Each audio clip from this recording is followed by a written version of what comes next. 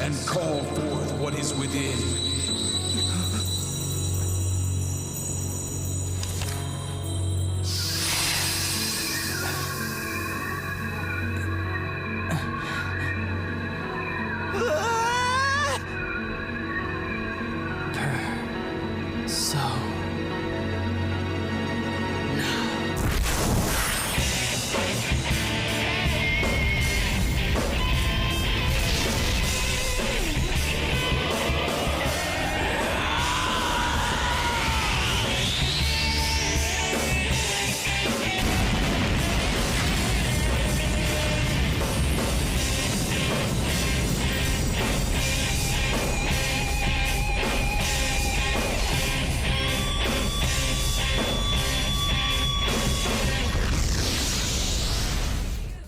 Hello everyone, Rurikhan here coming at you with another video, and today we're going to be talking a bit about Persona 4 Golden. Now, I already made a first impressions video on Persona 4 Golden back in 2013 when it came out in Europe.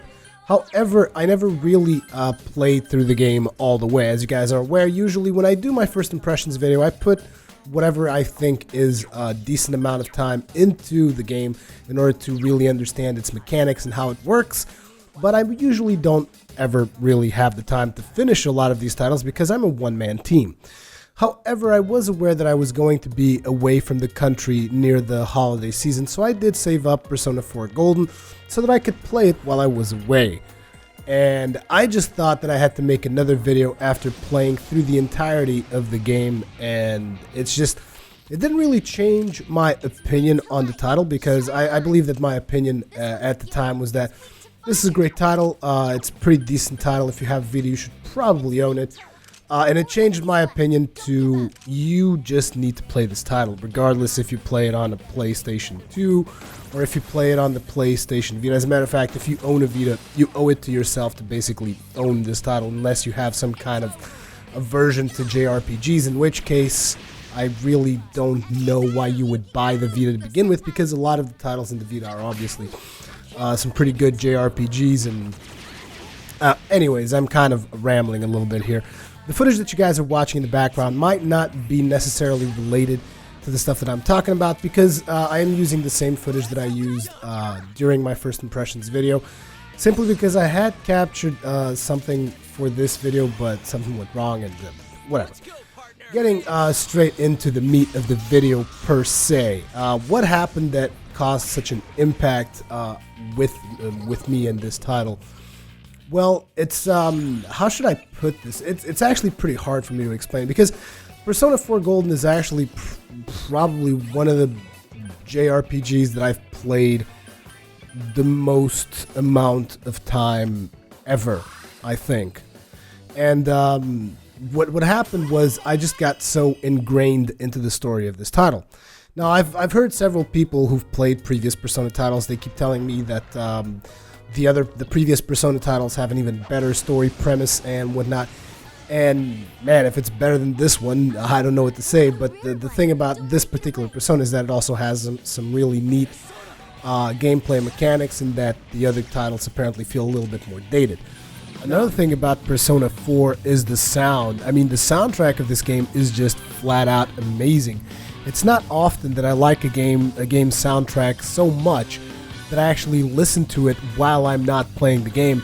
That was definitely the case with Persona 4. I mean, it was just the sound, the tracks that you get while you're in battle, the tracks that you get while you're just running around. This is like everything is adequate to the activity that you're doing, as well as the switches from energetic music into sad music, because suddenly a sad revelation comes on, and it's just really, really good. And the voice acting, I wasn't even listening to the Japanese voice acting, like even the English voice actors were pretty damn solid.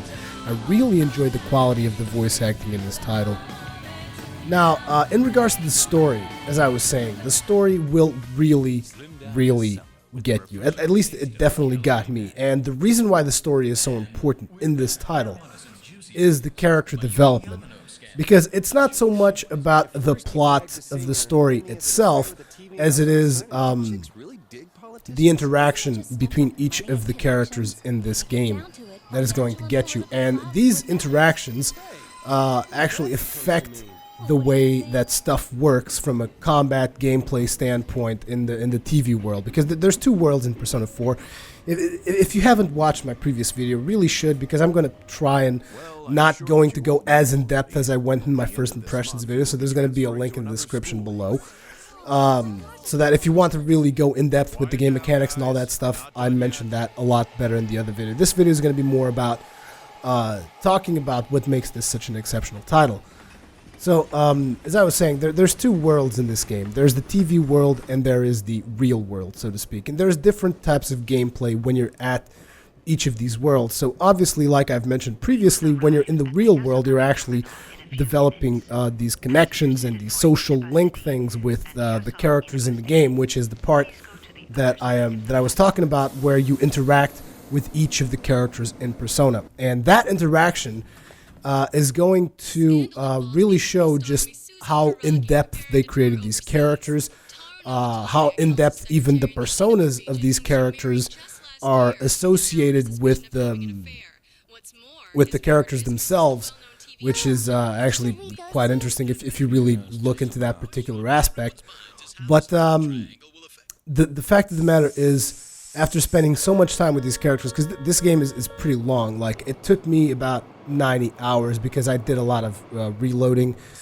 For instance, if I messed up on preparing food or something, because that's one of the things in the game, you can prepare dinner and then that you can invite someone to, you can prepare lunch and you can invite someone to have lunch with you in game, and that is going to improve your social link status and whatnot. And whenever I would mess up making food, I would reload the game.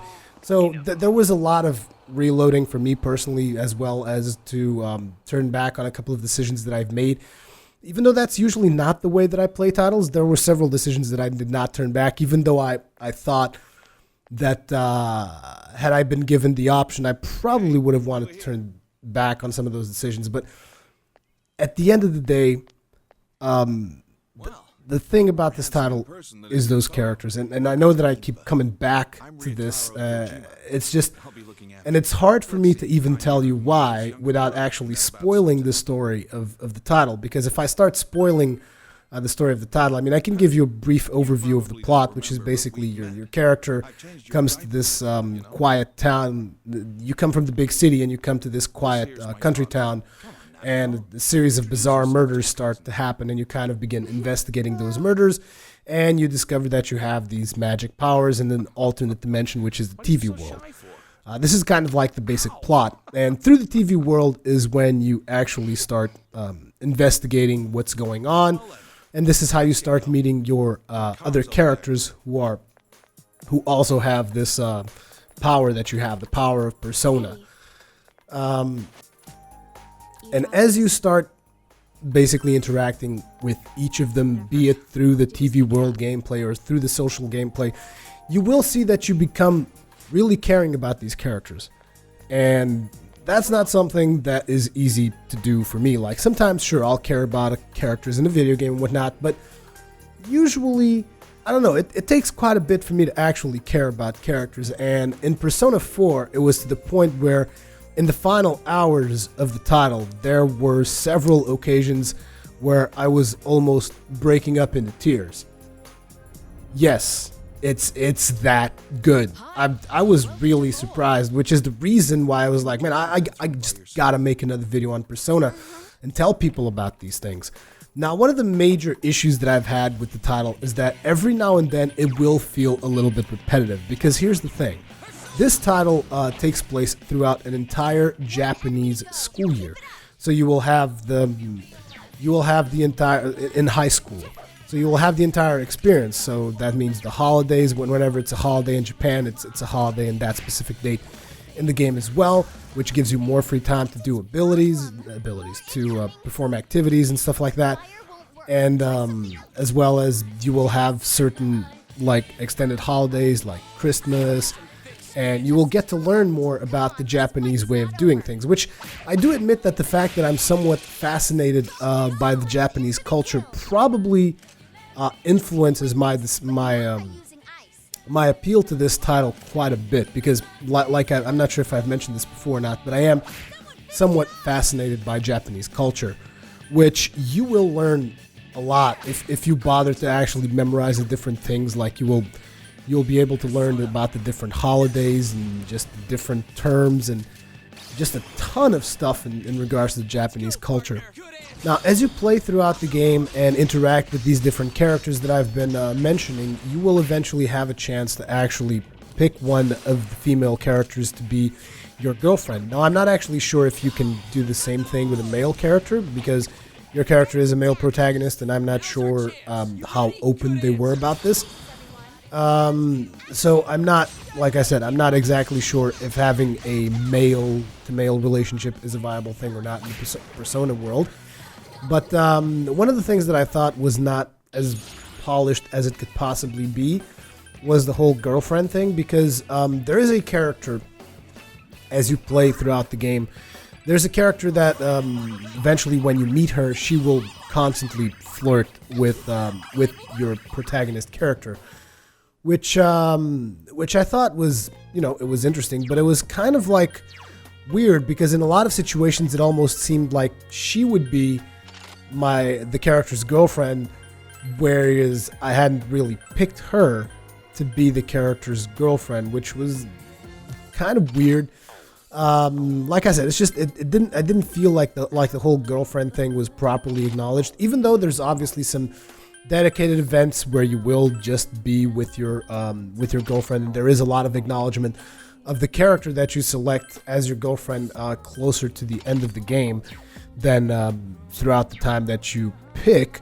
As a matter of fact, for those of you who are curious about that particular fact, the character that I chose as a girlfriend throughout my playthrough was Chie Satonaka.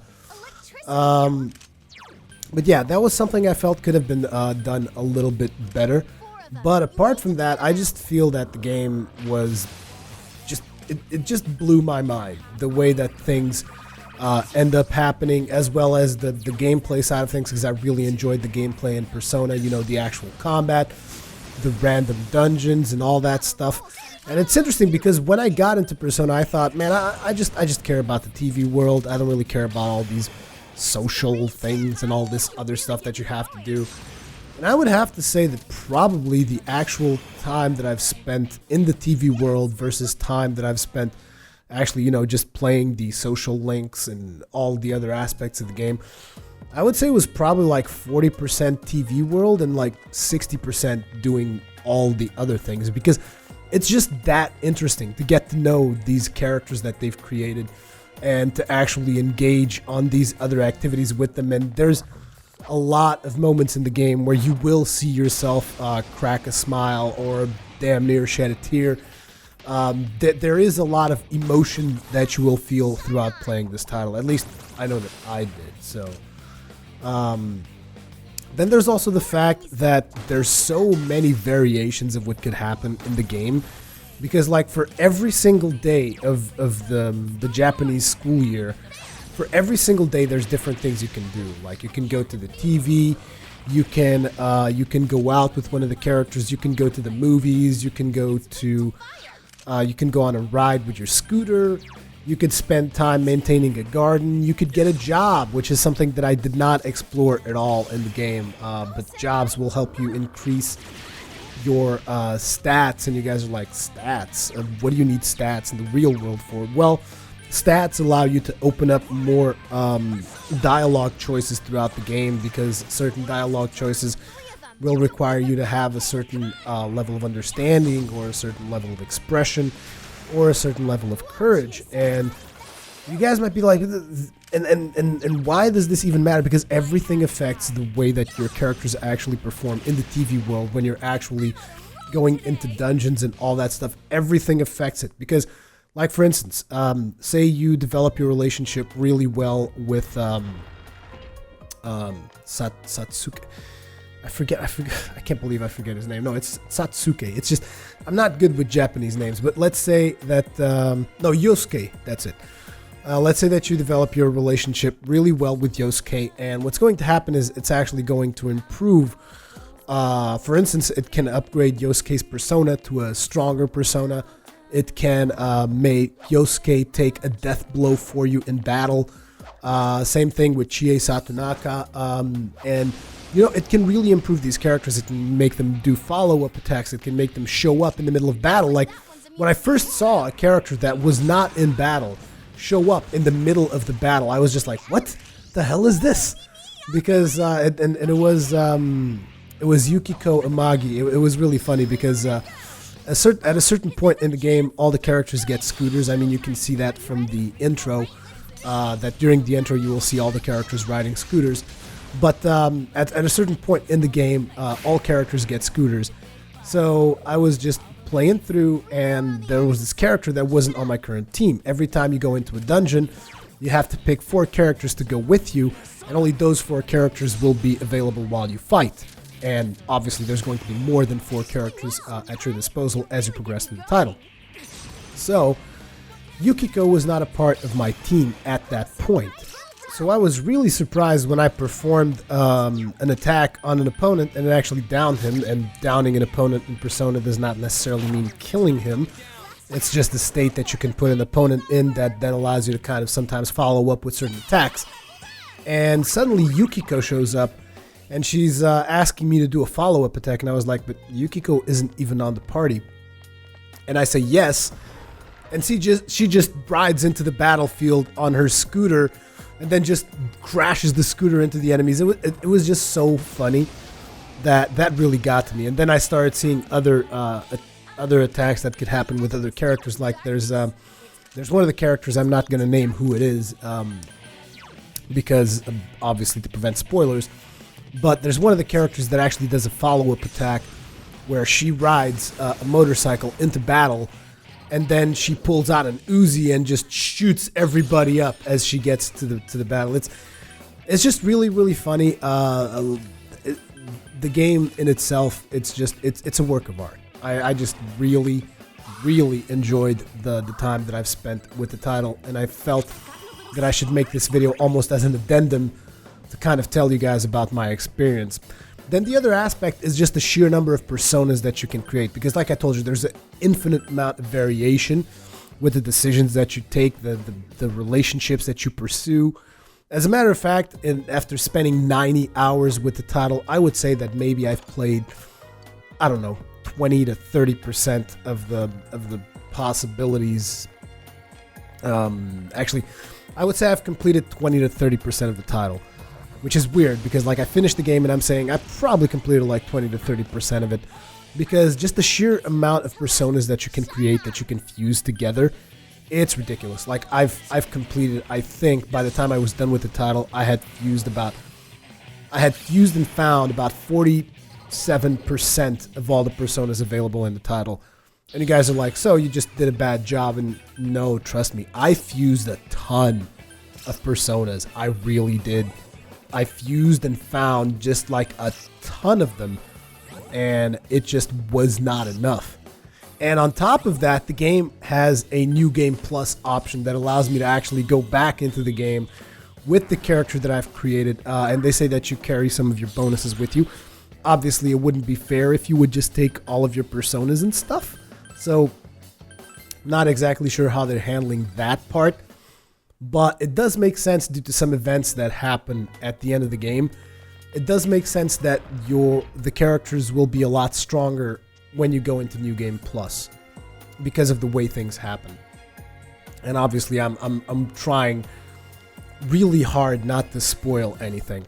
The game also, I've seen 2 distinct endings to the title. One of the endings could be considered the bad ending, so to speak, and I kind of knew that I was going to get the bad ending when I got it. As a matter of fact, one could almost say that I did that choice on purpose, but I do feel that the game manipulated me into choosing that, which is actually quite the thing, to have the game get into my mind to a point where it actually manipulated me at a certain point in the title to select the bad ending. Because I was looking at my dialogue choices and I'm like, no, this is the right thing to do. But I was so invested into the plot and the storyline and the interactions with the characters, like I told you guys, I was so invested into it that I was just like, you know what, screw all this, screw doing the right thing, I'm gonna do it like this. And then when I saw that ending, I was like, wow, that's just really surprising. And then I went back and continued to play through the game, and interestingly enough, to actually get to the other ending of the game, there was an additional 10 or so hours of content. Yes. It blew my mind too. I was like, so I'm at the end of the game. No, not really. Depends if you want to stick to the end that you got. Oh man, the game really, it's just, I don't know. It's been one of the best. It's currently probably, if I had an organized top 10 list or something, Persona 4 Golden would definitely have a place in there after I finish the game, which is something that I wouldn't necessarily say was my opinion after my first impressions of the game, because even though it was a game that I liked, it wasn't necessarily something that I would consider to be like, in the top 10. But by the time I actually finished the title, like I told you guys, I was even sad that I had finished the title, and I damn near cried. And that's saying a lot. I really became invested in the title. So anyways, this is just all that I wanted to I just wanted to reinforce to you guys that it is a really, really good game. A lot more than I initially gave it credit for. And I just wanted to make this kind of as an addendum to my previous Persona 4 Golden video. So anyways, thank you very much for watching. As per usual, leave me your comments, feedback, all that kinds of good stuff in the comment section below. And I will see you guys in the next one.